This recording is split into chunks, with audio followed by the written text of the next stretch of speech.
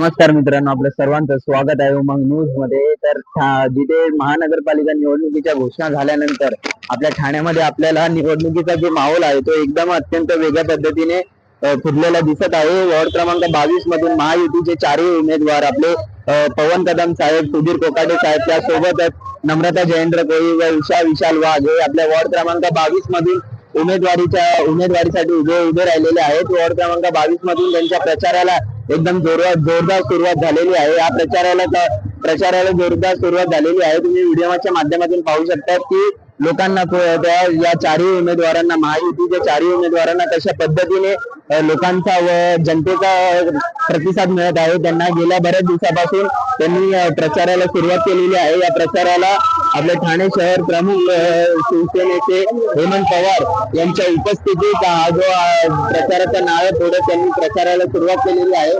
तुम्ही व्हिडिओच्या माध्यमातून पाहत आहेत की लोकांचा खूप चांगल्या पद्धतीने त्यांना प्रतिसाद मिळत आहे. लोकांच्या मनात आणि लोकांच्या सर्वांच्या मनात सगळ्यांचं एकच मनोगत आहे की यावेळेस महायुतीचे चारही उमेदवार आपल्या वॉर्ड क्रमांक 22 ते विकास करण्यासाठी उभे राहिलेले आहेत. तसेच नम्रता जयेंद्र कोळी, उषा विशाल वाघ व तसेच आपले सर्वांचे लोकप्रिय लाडके पवन दादा व त्यांच्या सोबतच सुधीर कोकाटे साहेब हे वॉर्ड क्रमांक 22 मधून उमेदवारीसाठी उभे राहिलेले आहेत. तुम्ही व्हिडिओच्या माध्यमातून पाहू शकता की ते घरोघरी जाऊन आपल्या प्रचाराचा प्रचार कशा पद्धतीने करत आहेत.